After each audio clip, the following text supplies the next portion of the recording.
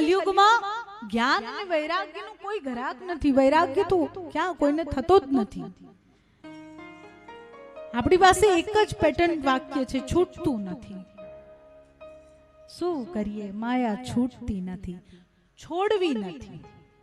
મને એક વાત કહો, તમારી એવી ઈચ્છા છે કે તમારા દીકરાને સરસ મજાનો બંગલો થાય, બરાબર?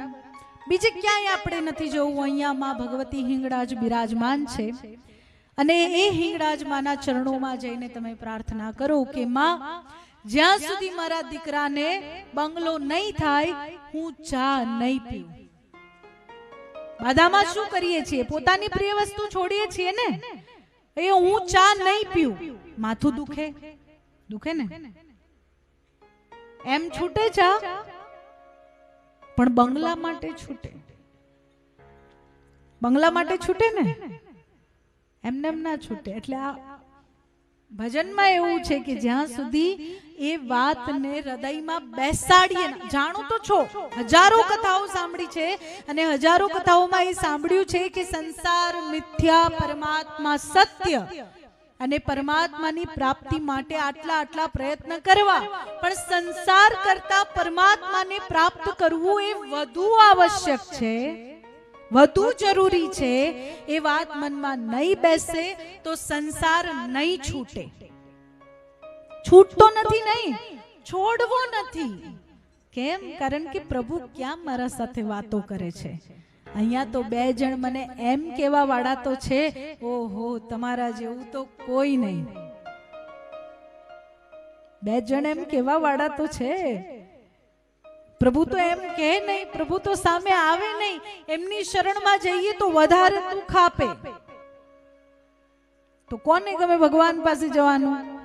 મહેમાનના જેમ 7 દિવસ ગમે ભગવાન પાસે બેસવાનું.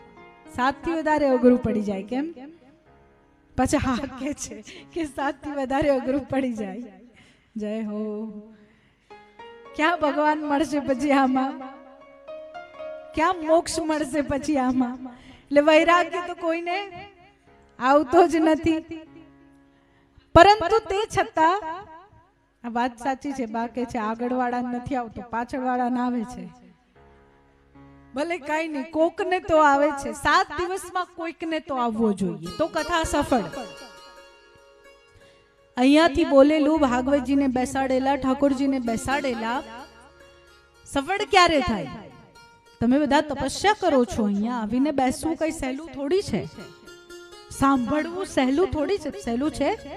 અત્યારે આના જ બદલે માની લો કે હું તમારા ઘરની દીકરી હોય અને આમ તમને 4 જણને બેસાડીને આ બધી વાતો કરું તો એમ કો બસ હવે ભક્તાણી ચૂપ થઈ જા, બસ અમે સાંભળી લીધું.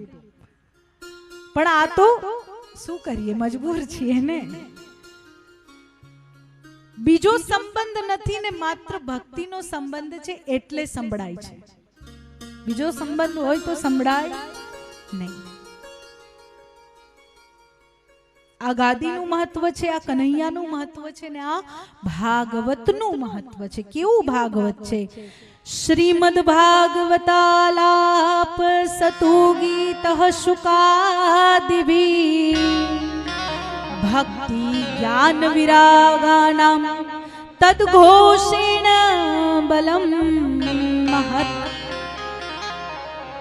શું કહે છે? સુખદેવજી મહારાજ દ્વારા કહેલું શ્રીમદ ભાગવત. સનકાદિક ઋષિઓ કહે છે કે માત્ર શ્રીમદ ભાગવતનું જ તમે ગાન કરો, શ્રીમદ ભાગવતનું જ તમે પઠન કરો તો પણ તમને એ ફળ મળી જશે જેને પ્રાપ્ત કરવા તમે ભટકી રહ્યા છો. કારણ કે ભાગવત કેવું છે તો કઈ ભક્તિ જ્ઞાન વિરાગાનામ તદ્ઘોષેણ બલમ મહત. એ ત્રણેયને બળ આપનારું શ્રીમદ ભાગવત છે.